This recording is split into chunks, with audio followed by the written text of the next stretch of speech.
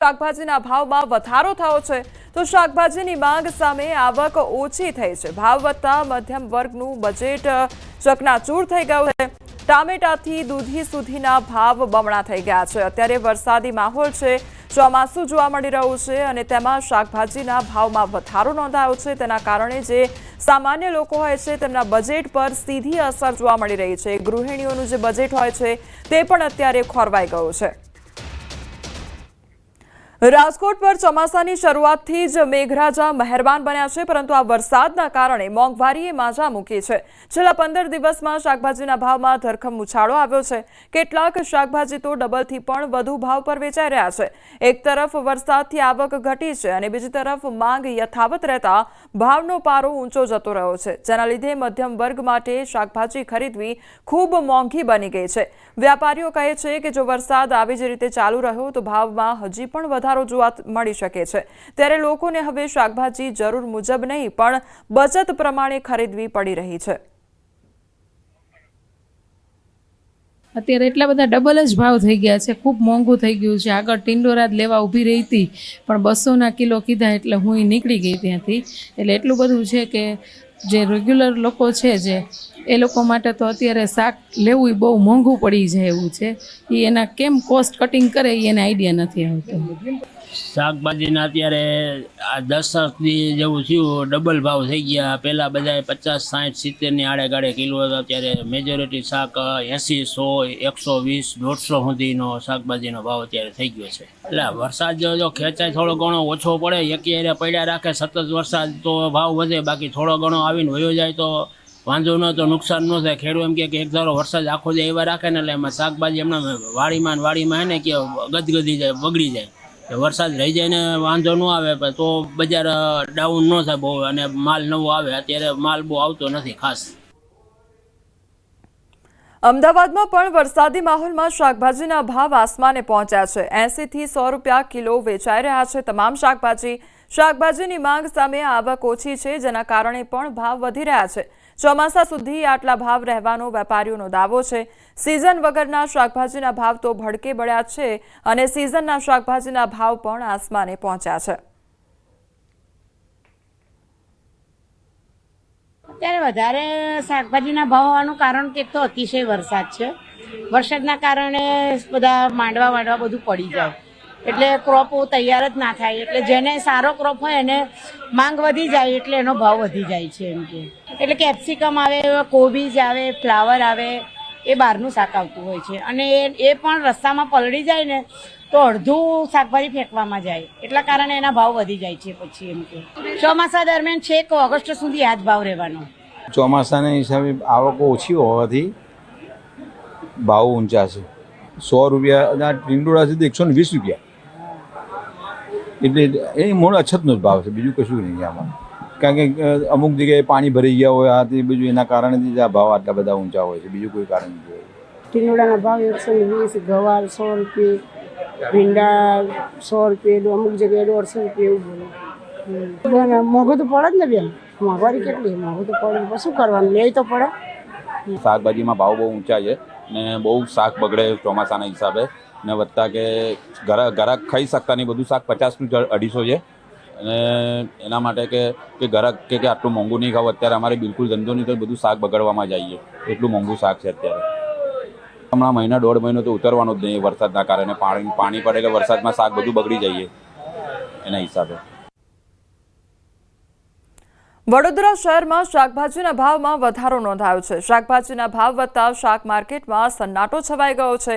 સામાન્ય દિવસોમાં ગ્રાહકોથી ધમધમતું ખંડેરાવ માર્કેટ હવે ખાલી જોવા મળી રહ્યું છે।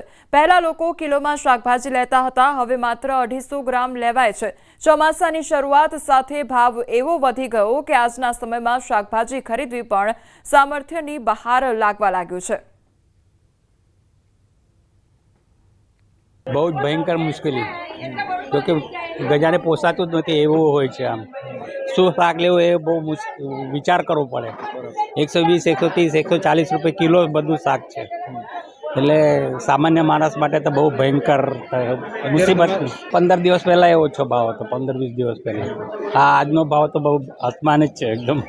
250-250 ગ્રામ શાકમાં બધું ચલાવવું પડે ઘર. જે વરસાદ પહેલાં અમે લેવા આવતા હતા શાકભાજી, ત્યારે ભાવ ખાસો રિઝનેબલ હતો, એટલે અમે અહીંયા જ લેવા આવતા હતા. હવે વરસાદ પછી ભાવ સખત, આજે જ અમને લાગે છે કે સખત ડબલ જેવો થઈ ગયો છે. જે આ પાકના નુકસાન કે એના કારણે ખાસો વધી ગયું લાગે છે, પણ એને કંઈ કરવું જોઈએ. રીઝન એક્સ્ટ્રીમલી હાઈ થઈ ગયો છે અત્યારે ભાવ.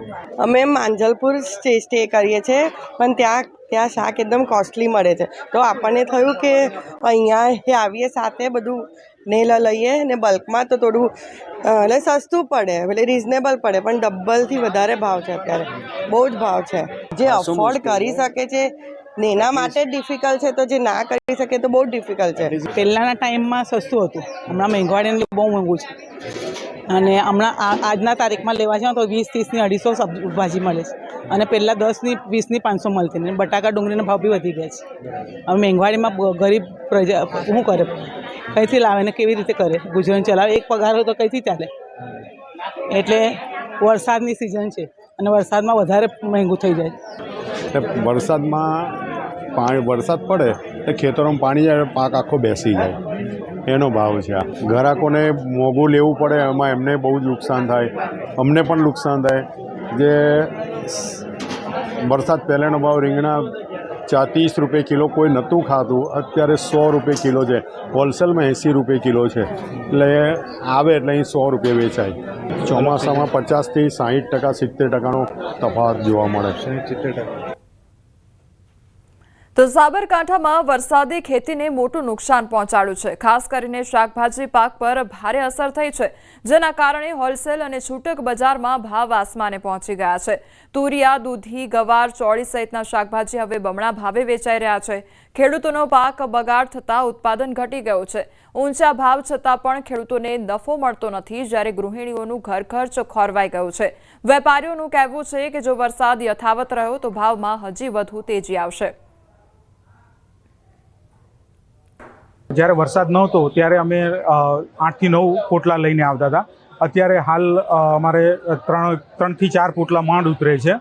અને બીજી વસ્તુ એ છે કે હું ખાસ દૂધી અને ભીંડા લઈને આવું છું. પહેલાં અમારે 40 રૂપિયા ભાવ મળતો, અત્યારે 60 રૂપિયા.